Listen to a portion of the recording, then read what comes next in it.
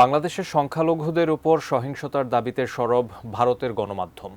হিন্দুদের নিরাপত্তার দাবিতে দেশটিতে বিক্ষোভও হয়েছে। এবার বাংলাদেশে হিন্দুদের উপর আক্রমণ নিয়ে কথা বলেছে যুক্তরাষ্ট্র। কি বলল ওয়াশিংটন? বিস্তারিত শেখ ফরিদের রিপোর্টে।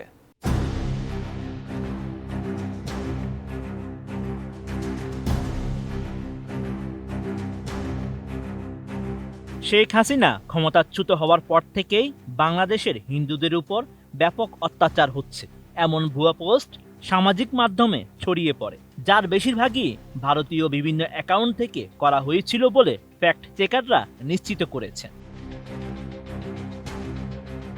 এদিকে ৫ আগস্ট থেকে বাংলাদেশের বিরুদ্ধে ভারতীয় আগ্রাসী মিডিয়া প্রচারণার বিষয়ে উদ্বেগ প্রকাশ করেছেন পররাষ্ট্র উপদেষ্টা মোহাম্মদ তৌহিদ হোসেন।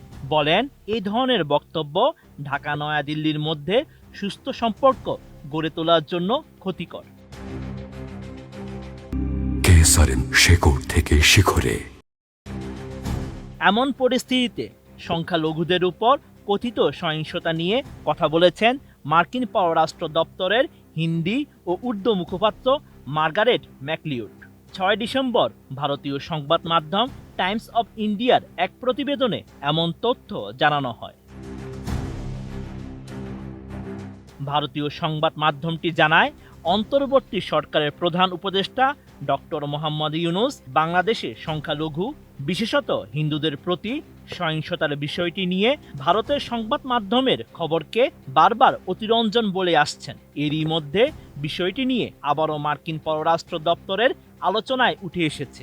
এই বিষয়ে বাংলাদেশ থেকে পাওয়া সংখ্যালঘুদের বিচারের ব্যাপারে দপ্তরের পক্ষ থেকে আবারও গভীর উদ্বেগ জানানো হয়।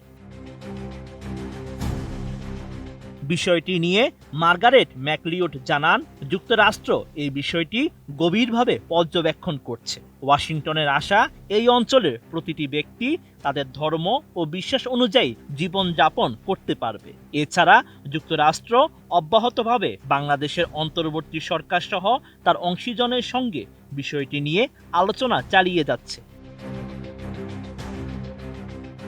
এর আগে সনাতনী ধর্মাবলম্বীদের নেতা চিন্ময় কৃষ্ণ দাসকে গ্রেপ্তার ও কারাগারে পাঠানোর বিষয়টি নিয়ে মার্কিন পররাষ্ট্র দপ্তরের সংবাদ সম্মেলনে প্রশ্ন করা হয়। এ সময় প্রশ্ন করা হয়েছিল, বাংলাদেশের এই নেতাকে বেআইনিভাবে গ্রেপ্তার করে কারাগারে পাঠানো হয়েছে, কোনো আইনজীবী তার পাশে দাঁড়াননি, কেননা তার আইনজীবীকে মারধর করে হাসপাতালে পাঠানো হয়েছে। এই বিষয়ে যুক্তরাষ্ট্র কোনো পদক্ষেপ নেবে কিনা?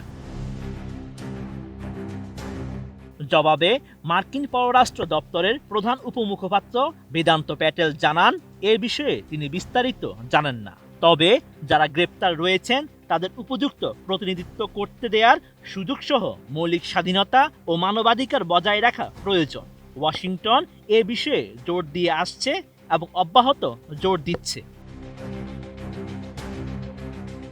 Sheikh Farid, ATN news.